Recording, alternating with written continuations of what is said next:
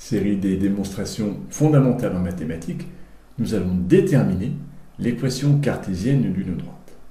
Pour cela, nous allons commencer par quelques rappels, puis nous étudierons un exemple qui nous permettra ensuite de rédiger la démonstration.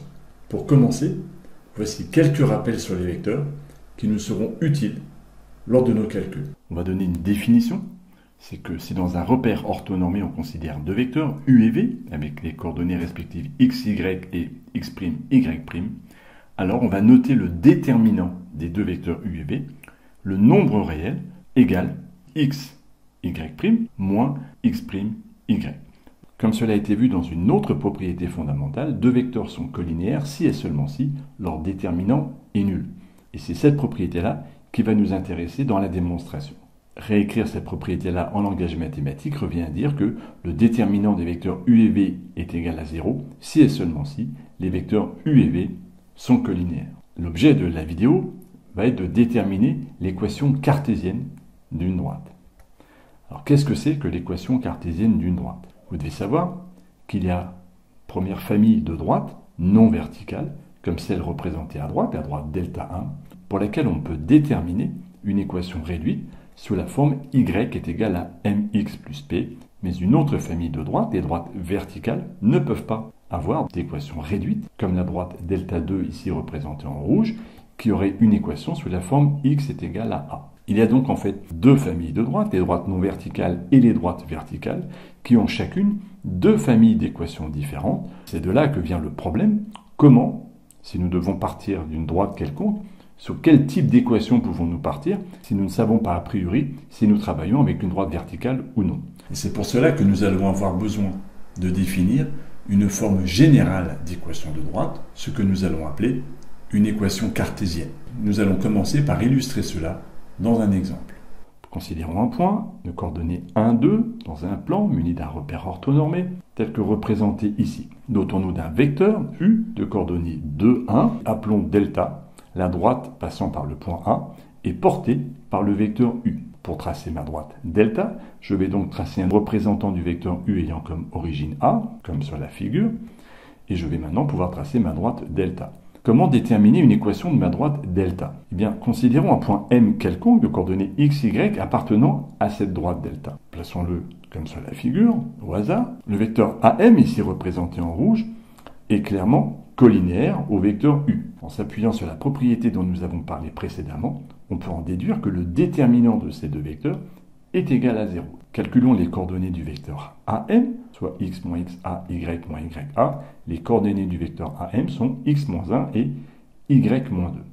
Quant aux coordonnées du vecteur U, elles sont données dans l'énoncé. Nous avons donc les coordonnées des deux vecteurs. Nous allons pouvoir calculer le déterminant de ces deux vecteurs et on sait qu'il est égal à 0 puisque les vecteurs sont collinéaires. Calculons donc ce déterminant tel que cela a été rappelé en début de vidéo, x moins 1, et nous allons soustraire 2 fois y moins 2, et le tout est donc égal à 0. Simplifions cette expression algébrique, et cela donne x moins 1 moins 2y plus 4 est égal à 0.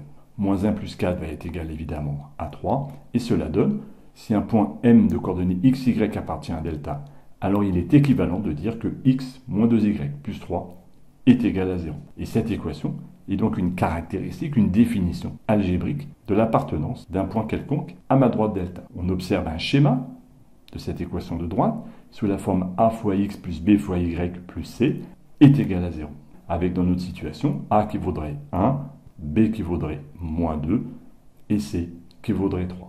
On va donc appeler une équation cartésienne d'une droite delta quelconque une équation sous la forme ax plus by plus c est égal à 0. Venons-en maintenant à la démonstration, c'est-à-dire que nous allons refaire exactement la même chose que dans l'exemple, mais dans un cas général. Dotons-nous donc d'un point A de coordonnées xa et ya, un point quelconque, dans un plan muni d'un repère orthonormé.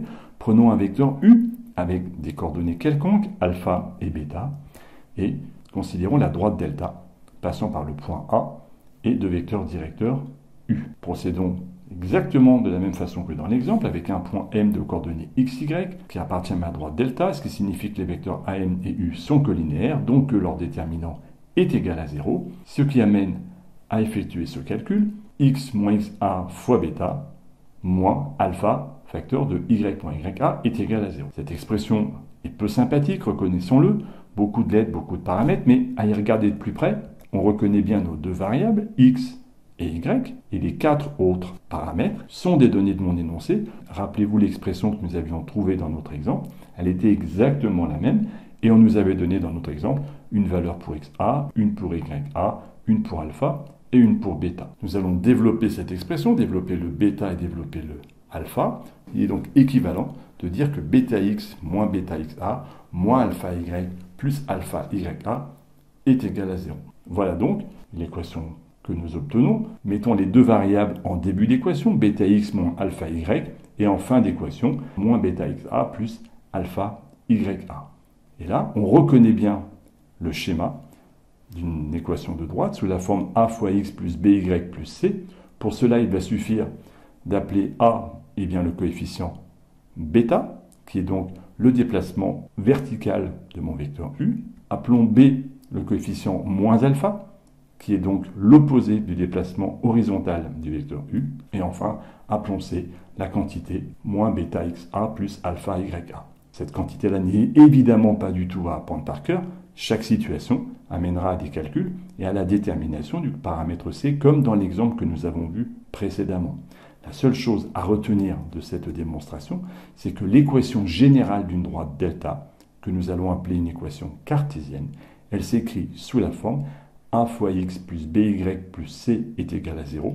Et cette forme d'équation de droite est un peu la réunion des deux cas dont nous avons parlé en introduction dans les rappels, des équations réduites et des équations de droite verticale. On pourra donc déterminer une équation cartésienne de toute droite du plan.